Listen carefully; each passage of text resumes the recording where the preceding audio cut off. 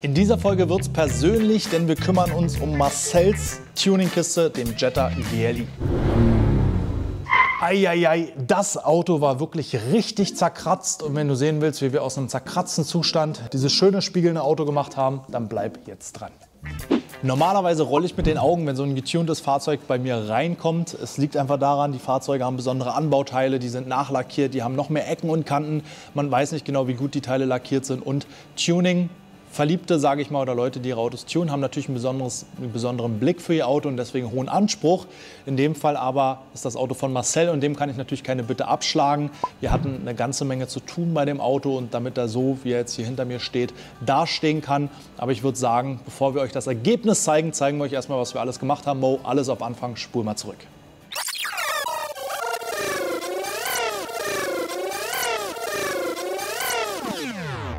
Ja, und da kam er rein mit seinem Auto. Ich meine, ich kannte den ja schon, aber jetzt war es dann offiziell. Wir durften mal an den Wagen ran und auf den ersten Blick gar nicht so schlimm. Sieht eigentlich schon fast aus, als wäre er fertig, aber lasst uns mal genauer hinschauen, dann sehen wir, was da alles doch zu tun ist.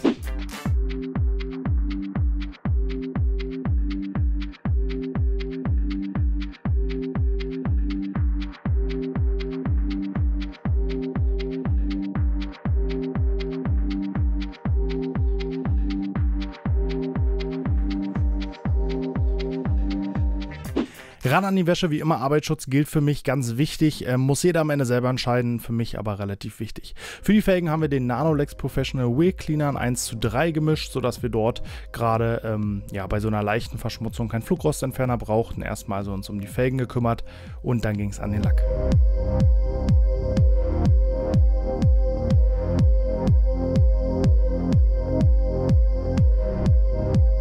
Da der Lack nicht so stark verschmutzt war, Multistar als Schaum aus der Schaumkanone ungefähr an 1:10 verdünnt, direkt zur Vorwäsche, runtergekerchert und dann ganz normale Handwäsche, so wie ihr sie kennt.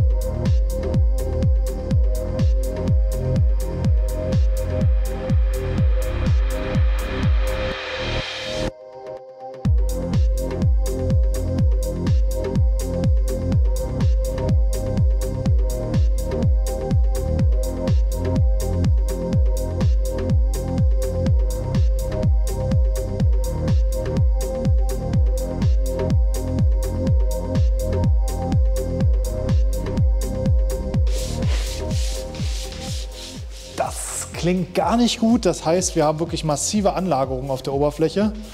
Und der rücken wir jetzt mit der Claydisc zu Leibe. Hier für den Spiegel hätte man mit Sicherheit auch eine normale Lackreinigungsknete nehmen können. Aber gerade wenn man so große Flächen macht und ohnehin plant, Cutting zu polieren, also grob zu polieren, dann ist man mit der Scheibe hier einfach deutlich schneller und das Ergebnis hört man nochmal hin. Ha, viel besser. Berechtigterweise kommt manchmal die Frage auf, warum wir überhaupt kneten, ob wir das nicht einfach mit der Politur runternehmen. Tatsächlich funktioniert das, habe ich gestern erst ausprobiert an einem Auto. Man muss halt immer ein bisschen abwägen, wie empfindlich ist der Lack. Auf einem helleren Lack, der nicht so empfindlich ist, kann man das durchaus machen. Wenn man mit einem Faserpad arbeitet, also Mikrofaser zum Beispiel, dann funktioniert das gut. Wenn man regelmäßig auspustet, kann man sich wirklich häufig das Kneten sparen. Wenn man jetzt einen relativ empfindlichen Lack hat, wie den hier, also der auch wirklich zu Grauschleier, Wischspuren und sowas neigt, dann muss man immer abwägen, inwieweit es gut funktioniert. Also ich handhabe so, wenn es ganz leicht picklig ist, die Oberfläche, dann lasse ich es so, dann mache ich es mit der Politur weg. Wenn es wirklich sich so anhört wie hier, dann bitte zuerst die Knete, weil dann müssen wir die Anhaftung wegmachen, weil die würden beim Polieren das Pad verschmutzen und dann zu einem schlechteren Ergebnis führen.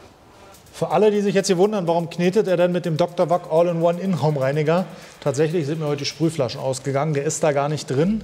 Drin ist aber auch ein Produkt, das man nicht sofort versteht, nämlich Sonac Scheibenklar. Und da sagen viele, hä, Glasreiniger und Kneten?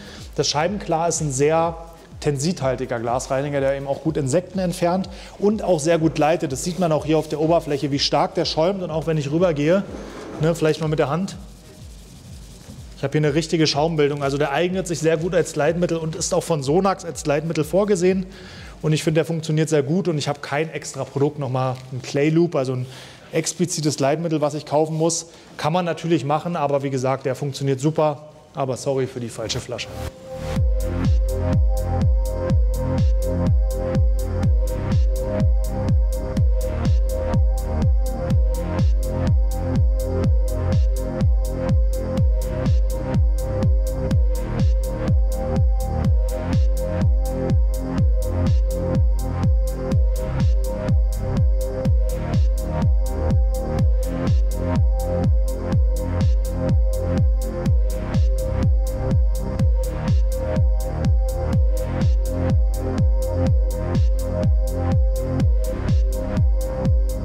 Und gleich gab es einen Schockmoment für den lieben Marcel, denn ihr werdet gleich sehen, was ihm vielleicht auf den ersten Blick nicht so gefallen hat, aber ich sage auch gleich warum. Denn wir haben den Lack mit der Silikonabziehlippe getrocknet, einfach weil wir wussten, wir werden 2- bis 3-stufig polieren und da ist es jetzt nicht so schlimm, wenn der Lack richtig gewaschen ist, mit so einer Lippe zu trocknen. Übrigens macht die Lippe selber gar keine Kratzer, sondern nur, wenn noch Dreck oder Sand auf dem Lack ist und der dann darüber gezogen wird, können Kratzer entstehen. Wie gesagt, für regelmäßige Wäsche machen wir es trotzdem nicht, aber hier für die Wäsche gar kein Problem.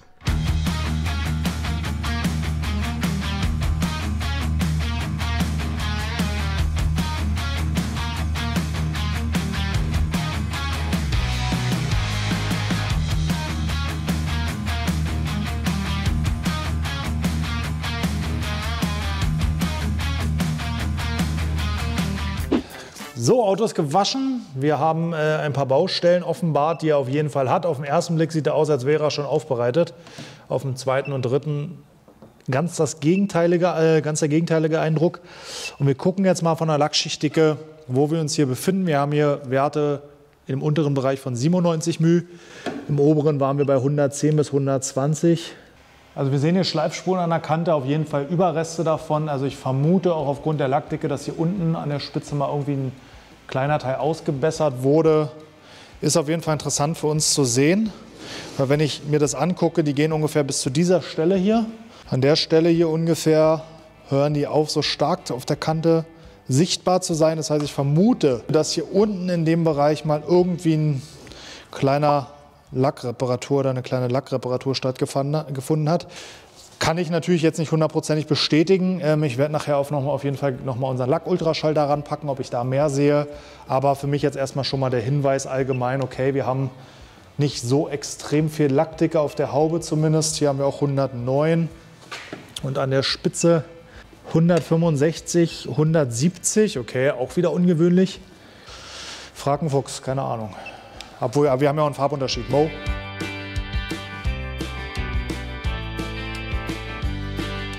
Ich messe jetzt mal weiter, gucke dann wie gesagt unten nochmal mit dem Lack-Ultraschall, ob wir da irgendwas feststellen können. Hier ist zumindest kein Farbunterschied zwischen Dach und Reling. Ich gehe jetzt einmal rum und dann sehen wir uns gleich wieder zum Testspot. Bei Auffälligkeiten oder gerade bei Kunststoffstoßstangen nehme ich mir nochmal mein Lack-Ultraschallgerät zur Hand. Das hat den großen Vorteil, dass es eben nicht über so ein Magnetstromverfahren funktioniert, sondern ein Ultraschallsignal aussendet und die Dichtenunterschiede in der Oberfläche misst. Das heißt, ich kann auch ableiten, welche einzelne Lackschicht, Klarlack, Basislack, Füller und so weiter, wie dick ungefähr ist. Und kann mir dann auch genau angucken, nicht nur, ich habe jetzt hier eine Gesamtschichtdicke von 87 μ, sondern kann mir auch angucken, okay, davon sind ungefähr 30 μ Klarlack. Das gibt mir natürlich eine viel genauere Aussage darüber, wie weit ich auch gehen kann oder wie viel Klarlack drauf ist, was ja am Ende für uns wirklich relevant ist. Damit jetzt ein ganzes Auto zu messen, würde halt extrem lange dauern, weil ich wie beim Ultraschall beim Arzt irgendein Schallmittel brauche. Also ich kann jetzt hier nicht einfach direkt draufhalten, sondern ich brauche irgendein Trennmittel quasi, was ich benutzen kann. Da gibt es auch so ein extra Ultraschallgel, was dabei ist, aber ich finde, so ein Glasreiniger funktioniert am besten. Wasser würde auch gut funktionieren, aber Wasser hat halt die Eigenschaft, sich zu Tropfen zu bilden und nicht die Oberfläche zu benetzen. Und im Glasreiniger sind Tenside mit drin, deswegen habe ich eine schöne Benetzung und kann dabei zuverlässig messen. Das heißt, ich gucke mir jetzt nochmal die auffälligen Stellen an. Hier habe ich jetzt schon geguckt, drüben gucke ich mir den Kotflügel an, weil da hatte ich nur 63 μ. Wiederum hinten an der Tür über 700 μ. Und dann gucke ich mir nochmal die Kunststoffanbauteile an, weil die konnte ich ja mit dem normalen Gerät gar nicht messen. Dann gebe ich euch nochmal ein Feedback, meine ersten Gedanken, was jetzt passieren wird. Und dann machen wir den Testspot und gucken, ob das, was ich mir ausgedacht habe, funktioniert.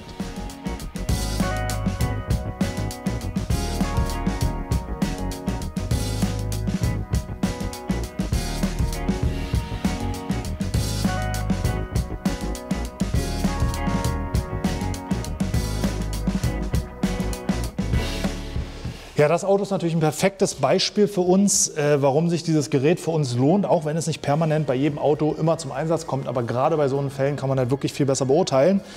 Lasst euch nicht davon irritieren, dass hier 59 μ steht. Das Gerät ist so programmiert, dass es denkt, dass der größte Dichtigkeitsunterschied, also der größte Unterschied in der Dichte der verschiedenen Schichten, das Blech ist oder der Untergrund ist sozusagen.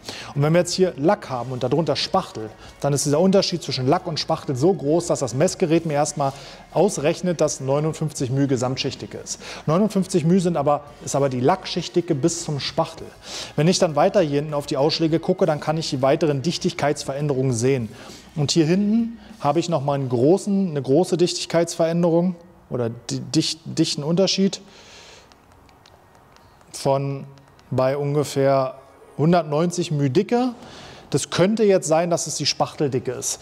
Noch genauer kann ich es jetzt sozusagen nicht sehen, weil das Gerät hat auf dem Spachtel schon so einen großen Ausschlag erkannt, weil die Dichte so unterschiedlich ist, dass es dahinter nicht mehr so genau die Ausschläge darstellt. Der letzte Ausschlag, den ich hier drin habe, ist bei 329 μ, weiter misst das Gerät in dem Fall einfach nicht. Aber das interessiert mich da hinten ja gar nicht mehr. Was für mich relevant ist, ich habe ungefähr 59 μ Schichtdicke bis zum Spachtel. Und zwar, wenn ich mir das jetzt aus dieser Grafik angucke, davon sind ungefähr 30 μ Klarlack. Deswegen, nur das Gerät bringt dir nichts, das zeigt dir jetzt nicht ganz klar alles an, du musst auch zu verstehen wissen und interpretieren, was dieses Gerät dir am Ende anzeigt. Also wie gesagt, es hilft wirklich sehr, auch um einfach sicherer zu sein, aber es muss jeder selber wissen. Ich sage ganz ehrlich, wer wirklich oft Autos hat, die entweder umgebaut sind oder auch teure Wagen mit Carbon, GFK-Bauteilen, für den lohnt sich das schon spätestens, wenn er einmal durchpoliert hat, weil bei so einem Ferrari mal einen Kotflügel nachlackieren lassen, bist du schnell mal bei 5.000 oder 10.000 Euro je nach Lack. Deswegen, wer wirklich viele Autos hat, die irgendwie Sonderumbauten sind oder einfach sehr teuer sind und sehr viele nicht metallische Oberflächen hat, der sollte einfach investieren und da auf Nummer sicher gehen.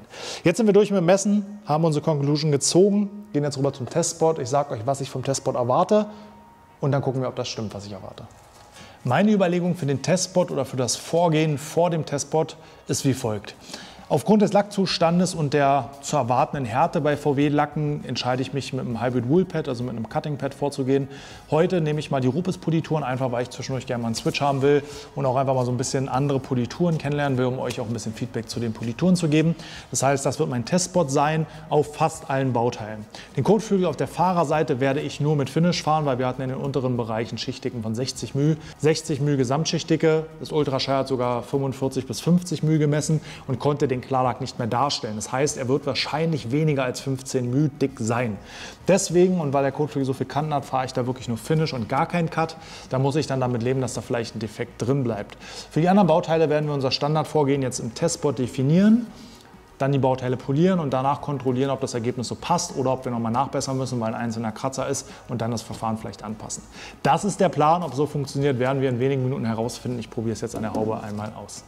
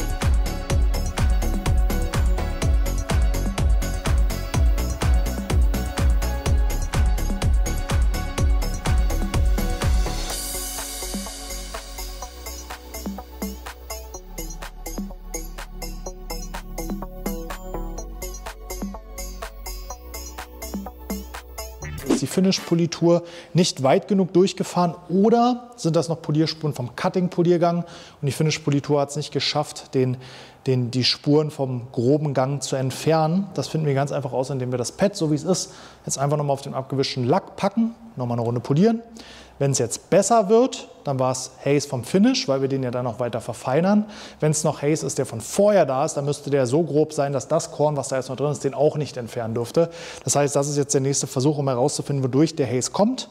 Und dann probieren wir vielleicht das Finish nochmal mit einer anderen Politur, aber dazu spekulieren wir jetzt nicht weiter, sondern probieren es aus und dann gibt es gleich nochmal Feedback.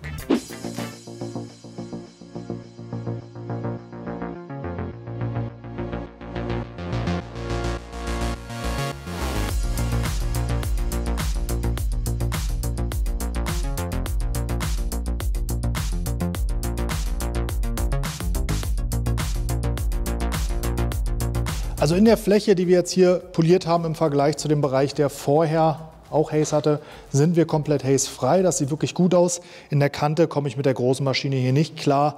Da muss ich bei so einem empfindlichen Lack einfach eine kleinere Maschine nehmen. Könnte ich jetzt noch dreimal hinterherfahren mit der großen, aber irgendwann reite ich so sehr auf der Kante rum. Macht keinen Sinn. Das heißt, Kanten werden mit der kleinen Maschine gefahren. Den Rest mit der großen, mit etwas weniger Politur, weil dadurch, dass der Haze jetzt draußen ist, zeigt uns das, dass das schon zerlegte Polierkorn aus dem Polierpad den Haze entfernt hat, also stammte er von der Finish-Politur. Wir haben die nicht weit genug durchgefahren. Das heißt, wir werden es jetzt in der nächsten Runde mit etwas weniger Politur versuchen oder länger durchfahren. Und dann sollte das ja auch klappen. Ich habe herausgefunden, was ich wissen wollte, und das war zum einen, ob die Cutting-Politur mit dem Mikrofaserpad genug Biss hat. Und ja, es hat sogar die Struktur hinten in der Oberkante auf den Türen geglättet, und zwar wirklich schön. Das war das, was ich euch in dem Video, wie kannst du Flecken wegmachen, ein bisschen wirr versucht habe zu erklären, aber genau das kann man jetzt hier schön in der Praxis sehen, wie viel auch ein Mikrofaserpad in der Lage ist, Struktur zu glätten. Für den Cut bin ich zufrieden mit der Politur, also zumindest fürs Allgemeine. Bei tiefen Kratzern müssen wir dann sehen, ob es reicht, oder wir nochmal nachgehen müssen. Fürs Finish werde ich auf altbewährtes zurückwechseln. Sonax Perfect Finish werde ich hier verwenden, denn die kriege ich schneller hazefrei ausgefahren und muss nicht nochmal hinterherfahren. Da spare ich mir einfach Zeit und damit auch Geld. Deswegen grundlegende Kombination an diesem Stand des Videos: Rupes DA Coarse Compound, also die blaue Politur von Rupes mit dem Sonax Hybrid Wool Pad oder dem Rupes Coarse, also dem groben Pad, außer an sehr empfindlichen Kanten, wo ich nah an der Kante bin, die schmal sind. Dann nehme ich das gelbe, etwas feinerische Finishing Pad von Rupes und fürs Finish Medium Sonax Pad mit der Sonax Perfect Finish hinterher. Dann sollten wir ganz gut sein. Wir geben jetzt mal ein bisschen Gas, dass wir vorankommen, und wenn es was Besonderes gibt, wir was feststellen, dann nehmen wir euch natürlich mit. Ich würde sagen, spucken wir in die Hände, los geht's.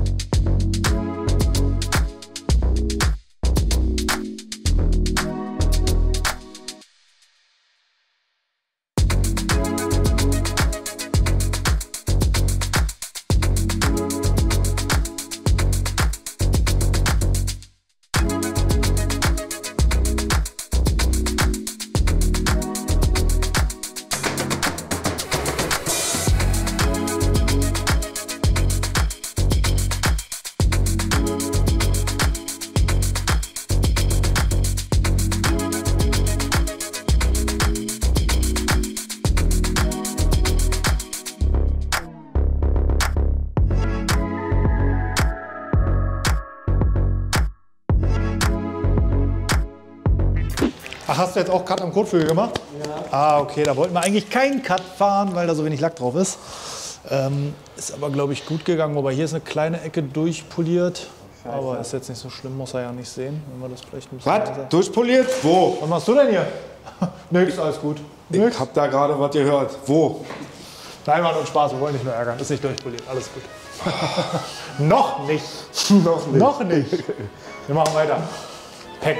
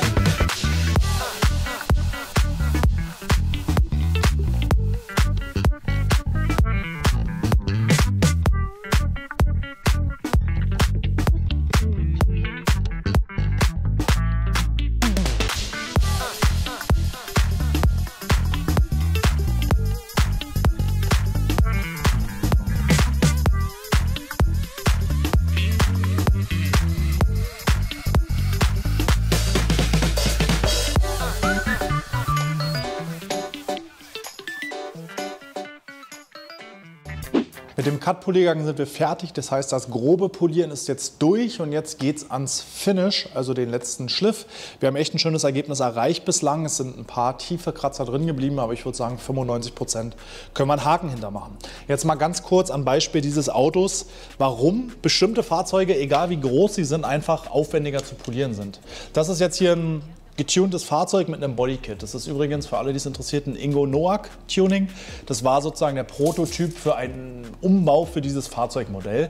Und der hat hier natürlich überall noch zusätzliche Schweller, Verbreiterungen, Ecken und Kanten. Das macht schon kompliziert. Aber selbst bei der normalen Fahrzeugform, wenn wir uns jetzt die Tür angucken, wir haben hier oben eine relativ gerade Fläche, die in eine Kante läuft. Nach der Kante macht das ganze Bauteil, also es ist quasi eine runde Kante, die einen leichten Bogen macht. Dann läuft läuft die Tür so leicht im Bogen runter und hier dreht sich der Bogen wieder nach innen und kommt wieder raus. Das heißt, wir haben einfach extrem viele Rundungen, Kanten und Ecken, an die wir relativ schwer rankommen beim Polieren. Und gerade bei empfindlichen Lacken, wie jetzt zum schwarzen Lack, ist es natürlich schwierig, in diesem Bereich dieser Rundung hier ein vernünftiges Finish ohne Haze hinzubekommen.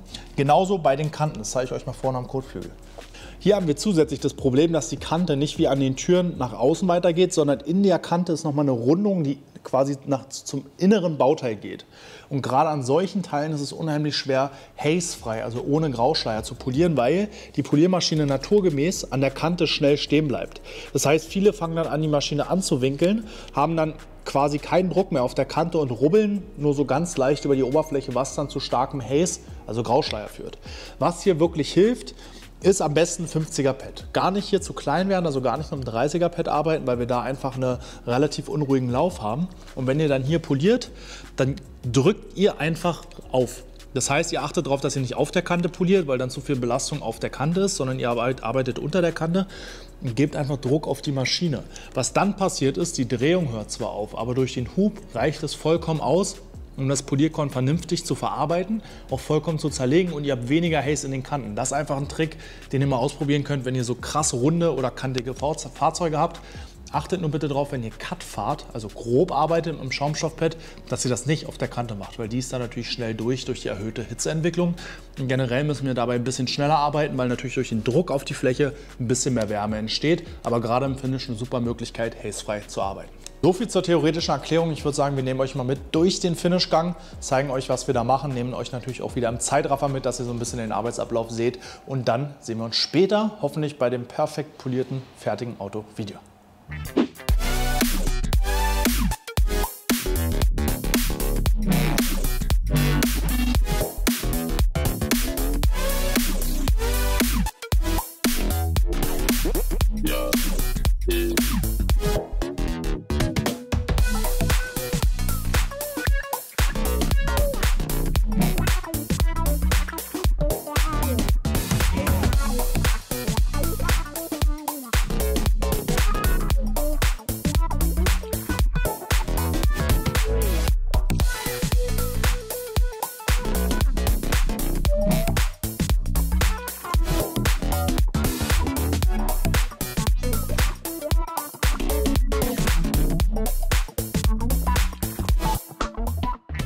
Nach dem Polieren bei uns ein Standardschritt, Trockeneis, einfach um die Ritzen und Kanten perfekt sauber zu machen und den Lack noch besser auf die Versiegelung vorzubereiten. Spart wie immer Zeit und sorgt für ein glasklares Ergebnis in jeder Ecke.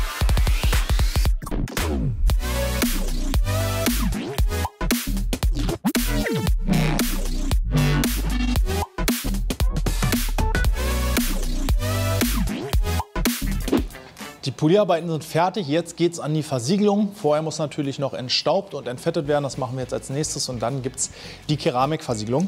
Wir haben uns bei dem Auto für die Sonax CC Evo Keramikversiegelung entschieden und deswegen möchte ich euch jetzt mal erklären, warum und auch was zum Thema Schichten sagen. Wir werden immer wieder gefragt, kann ich eine Keramikversiegelung schichten? Macht es Sinn, da mehr als eine Schicht drauf zu packen? In der Regel muss man sagen, eher nicht. Das Schichten macht nur dann Sinn, wenn ihr ein Produkt nehmt, was zwei unterschiedliche Komponenten beinhaltet, sodass zwei verschiedene Schichten verwendet werden, die einander in ihren Eigenschaften ergänzen. Zum Beispiel ist die eine Schicht sehr dicht und sehr hart, dafür aber wenig wasserabweisend und die können wir dann mit einer wasserabweisenden Schicht toppen, um beide Eigenschaften zu kombinieren, weil alles in einem Produkt ist immer relativ schwer.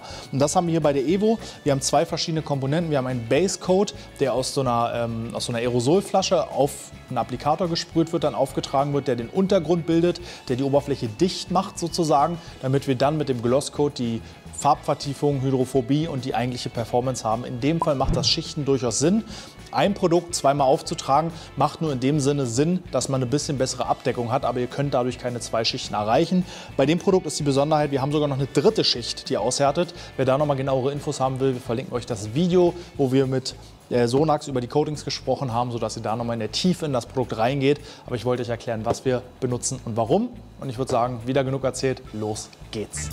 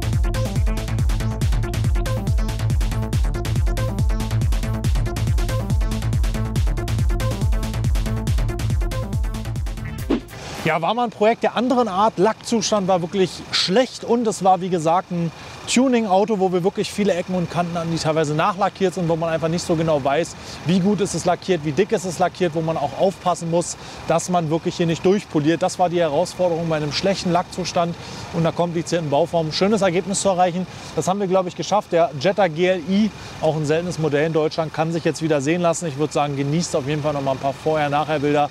Bei der letzten Wintersonne hier um uns rum ist schon Schnee, mir ist auch echt eiskalt. Vielen Dank fürs Zuschauen. Für alle Gewerblichen verlinken wir auch noch mal unseren GVMA Online-Kurs, in dem wir euch zeigen, wie ihr erfolgreich mit Fahrzeugpflege als Selbstständigkeit oder Unternehmen werden könnt, mit allem, was ihr dazu wissen müsst. Denkt auch auf jeden Fall an die verwendeten Produkte und in der Videobeschreibung an den Code Autolackaffen und für die Gewerblichen den Code DICON im Kommentar der Bestellung bei Waschguru. Dann gibt es ein Geschenk, aktuell ein von 100 Autolackaffen Wäschebeuteln, Mikrofaser-Wäschebeuteln, also Wäschebeuteln für Mikrofaser oder Pads. Solange der Vorrat reicht, wie gesagt, gibt nur 100 Stück, also schnell sein lohnt sich. Viel Spaß beim Bestellen, viel Spaß beim Nachmachen. Abonniert den Kanal und drückt die Glocke, um kein Video zu verpassen. Bis zum nächsten Mal. Haut rein.